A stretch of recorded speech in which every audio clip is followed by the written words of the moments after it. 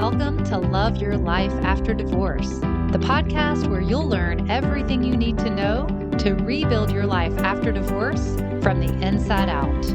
Let's dive in. Hey there, friend. I hope you're doing well. Guess what today is? Today's my birthday. Yep, it's my birthday. And birthdays are interesting, right? I don't know about you, but I think back over the years of all the birthdays I've had and how I felt about the birthdays and what I did to celebrate and whether or not I felt loved and cared for on my birthday or not. And I've kind of had this history of being a little bit disappointed with how things tend to go on my birthday. My birthday is right around Thanksgiving. Sometimes it literally falls on Thanksgiving Day. And my family, does a great job of celebrating Thanksgiving. I love spending time with my family. We have a really, big crowd of extended family and eat lots of great food. But often my birthday has felt like an afterthought, like, oh, yeah, happy birthday, Angie. And so I don't know. It's just always felt a little disappointing. And it seems like each year as my birthday rolls around, I'm always kind of wishing it would be a little different this year or someone would step up and like make it more special for me. And I did have a good friend one year throw me a surprise birthday party, and that was amazing. And I felt just so loved and appreciated. And it was incredibly thoughtful. And that was a great birthday. But as I've gotten older, and especially over the past few years since my divorce, as I've done so much work on myself, I've noticed that I'm approaching birthdays much differently now. I have so much inner peace and just confidence in who I am. I love myself way more than I ever have. And it's interesting how that affects my perception of my own birthday. Because what I realized this year is that I don't necessarily need other people to show their love and appreciation of me or for me in order for me to feel loved and appreciated. I love myself, and I know that my friends love and care about me. I have so many people in my life who are amazing friends. And whether or not they plan something special for my birthday, whether or not they write me a super kind, thoughtful card, it doesn't matter because I know that they love me, that they're always there for me. And so this year, I just thought to myself, what do I want to do for my birthday? I don't want to sit around and wait and wonder, oh, is so and so going to ask me, what I want to do for my birthday? Is she going to plan something special for me? Instead of waiting around, several weeks ago, I just decided, what I think I would enjoy most for my birthday is just to have my inner circle, my closest friends come over to my house, eat my favorite pizza, have some really yummy chocolatey dessert. I love chocolate and play games and just hang out and have a chill, just enjoyable night together. And so that's what I did. I planned it for myself. I invited my closest friends, my little inner circle, and they came over, and it was wonderful. I felt so loved just being in the room with the people that are closest to me.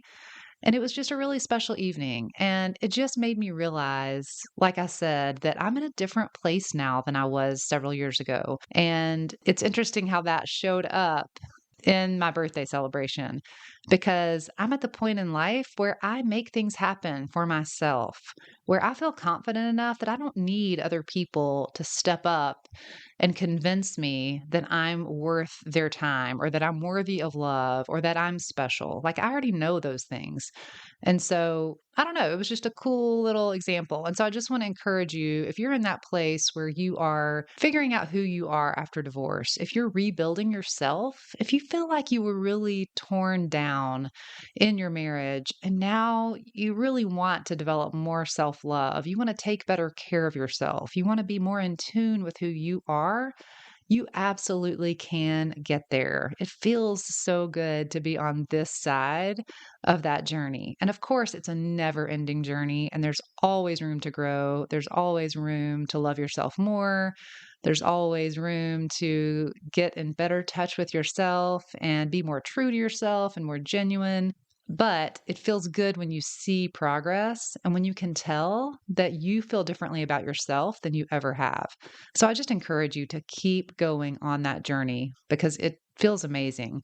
And if you need help, as usual, you know that I would love to talk with you about it. I'd love to hear about where you are right now. What exactly are you struggling with as far as your own self concept, your self confidence? Let's talk through it. And I would love to offer you some free coaching about that. So there's always a link in the show description for you to set up a free Zoom call with me. And I'd love to meet with you. All right, so let's just dive into the topic this week. We're going to talk about journaling. Now, if you hear the word journaling and you're like, ugh, that's not for me, I get it. I know that there are people out there. I happen to not be one of them. I love journaling, but I've talked to many clients who say to me, oh, I've tried journaling. It's just not my thing. But I really want you to hear me out and listen carefully to this episode because I want to lay out for you the benefits of journaling and give you some ideas on how to journal, maybe in different ways that you haven't considered before. So, I don't know if you're like me, when I think of journaling, I think about my teenage self when I had my little journal with the little metal lock on it with the key. Did you guys ever have those? That makes me laugh. But that's like the first journal I remember having was the little metal lock on the side. But I've actually always enjoyed journaling. When I was younger, it was more of a daily account of what I did that day or who I spent time with or what happened between me and my friends. And as I've gotten older, it's definitely morphed into more of an opportunity for me to just get all my thoughts out on paper, to get clarity about what I'm thinking. But journaling can look different for everyone, and there is no right or wrong way to journal. It's really just about figuring out what's most beneficial for you. Instead of writing full sentences, you may want to just use bullet points. You may want to just write very fragmented sentences.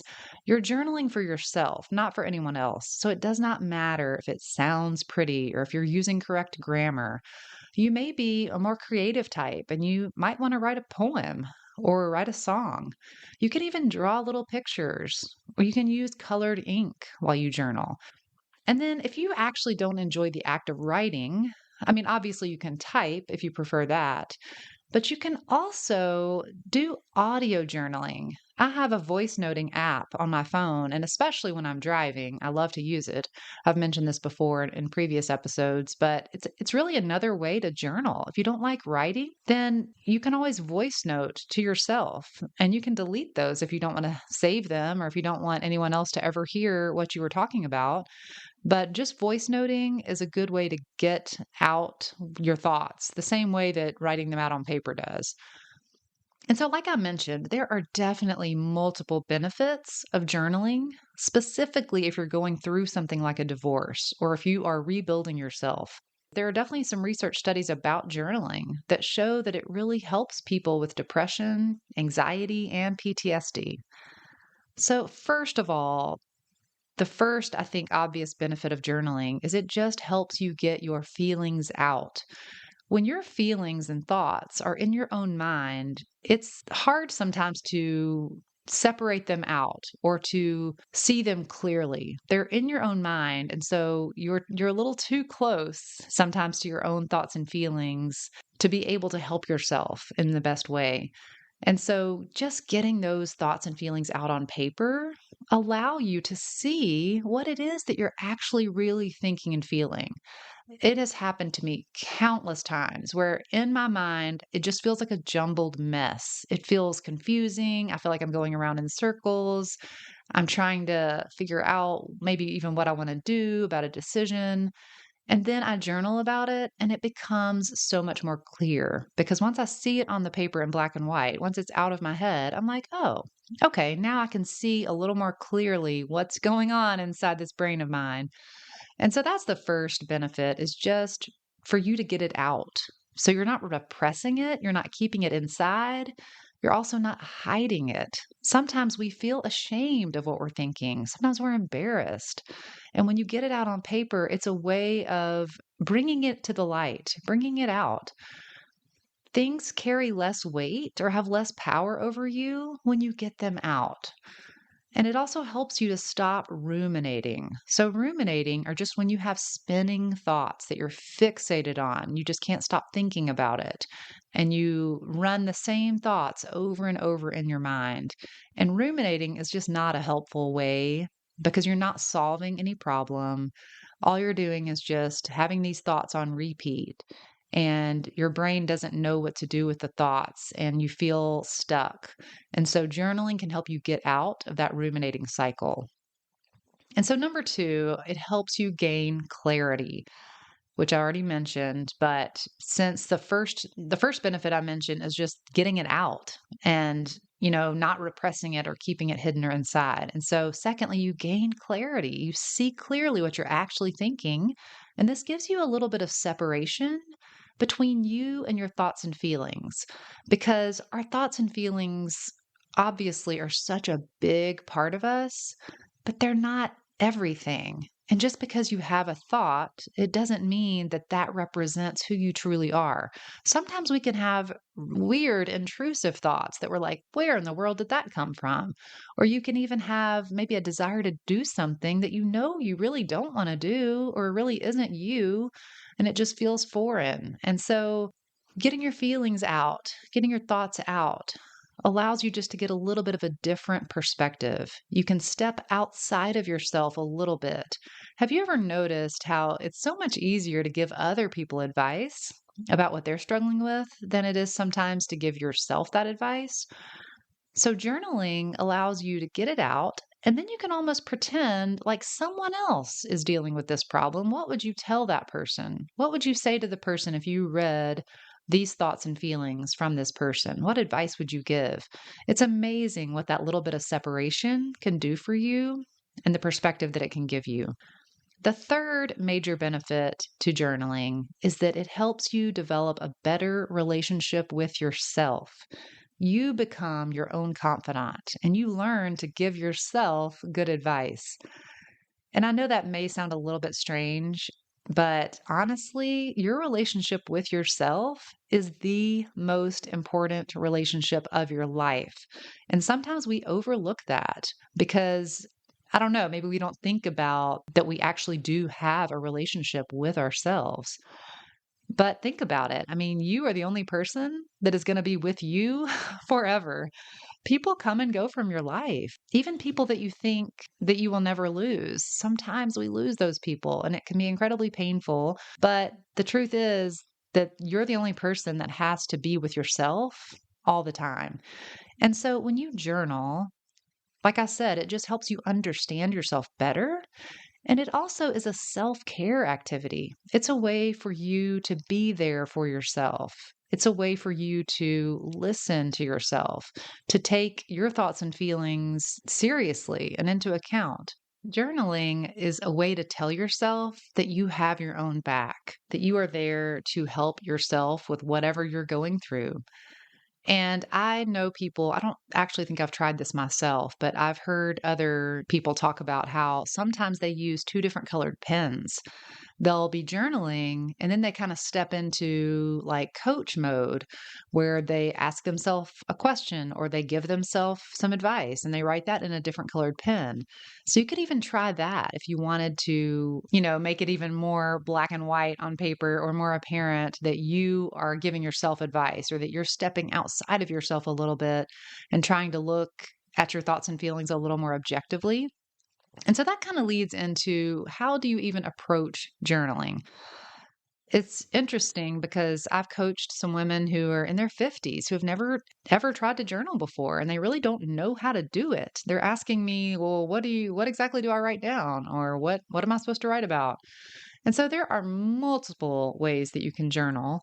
And like I said, there's no right or wrong way. It's just whatever feels best to you. So you can either set aside a certain day and time to journal or, one day a week even or something like that. But you can either set aside a time and just commit to doing it because you know that it's helpful, or you can wait until you're struggling with something in particular. That's normally the way I do it these days is if I'm really wrestling with something or if I'm having a lot of thoughts or feelings that are uncomfortable or that I'm confused about or that I need clarity on or if I'm trying to make a decision, something like that, then journaling is my go-to. And so you can just sit and just free write. That's one of the easiest ways to journal is to not even really think about it, to not have an agenda, to just sit and just start writing whatever comes to mind. A lot of times I start with something like, I'm feeling really sad or I'm feeling really irritable. And then I just start writing about all the reasons that I'm feeling what I'm feeling. So that's one really easy way to journal is just to free write. Don't censor yourself. Don't worry about what you're saying. That's the other nice thing about journaling instead of like talking to someone else is that there's no judgment. You don't have to worry about what someone's going to think about what you're saying. Because honestly, we all sometimes have thoughts that we're like, ooh, that's really mean. Or I can't believe I thought that. And so journaling gives you that safety where you have no judgment there. And so I'm just encouraging you do not judge yourself. It's okay. Whatever comes out is totally fine. So just be as honest and open and vulnerable as you can when you journal, because that will give you the greatest benefit. So free writing. Free writing is one of the easiest ways to journal. Another way is you can have a journaling prompt, something that gives you an idea, gives you a direction of which way to go. I love to give my clients journaling prompts.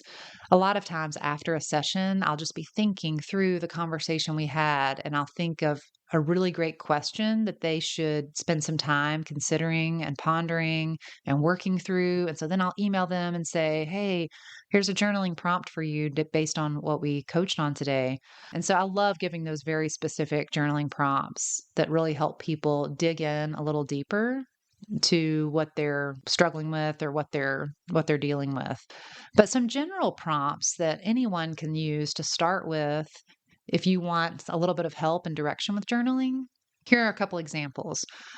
The worst thing that happened to me this week. So you can just write that at the top of your paper and then think about the worst thing that happened and write about it and write about how you felt, how you handled it, what you wish would have happened. Also, you could ask yourself, what's the hardest thing I've ever gone through? And write about that. Another more positive journaling prompt might be if you had a whole day to do whatever you wanted and money wasn't a constraint, what would you do? So it's so fun to dream about what would be enjoyable for you. What would you do if you had downtime and free time and could really spend your time doing whatever you enjoy? Another prompt, what's the most challenging thing about your life right now? Here's another one. What are you most proud of that you've accomplished?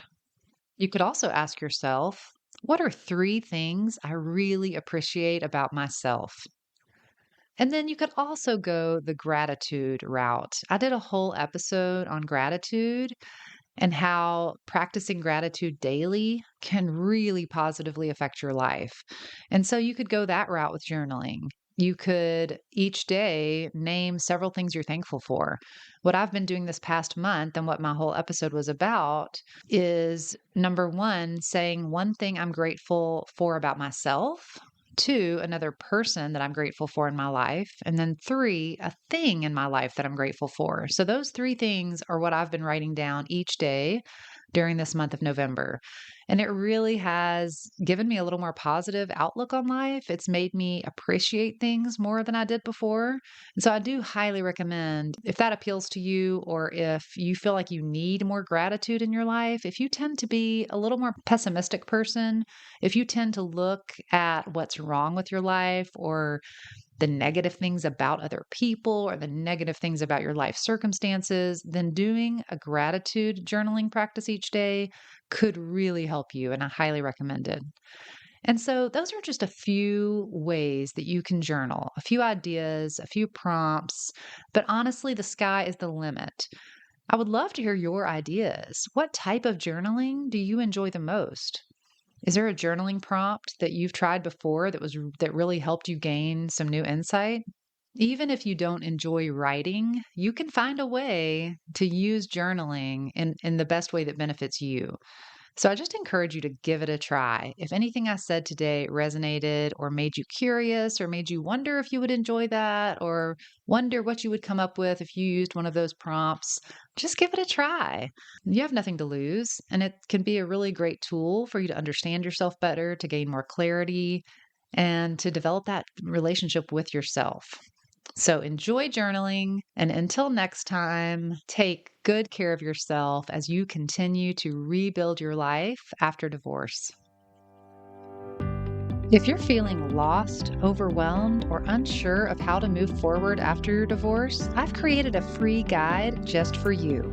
It's called the 5 Stages of Divorce Recovery, and it lays out the roadmap to help you heal, rebuild, and love your life after divorce.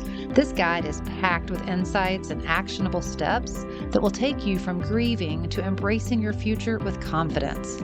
Click the link in this podcast description, and the free guide will be delivered straight to your inbox.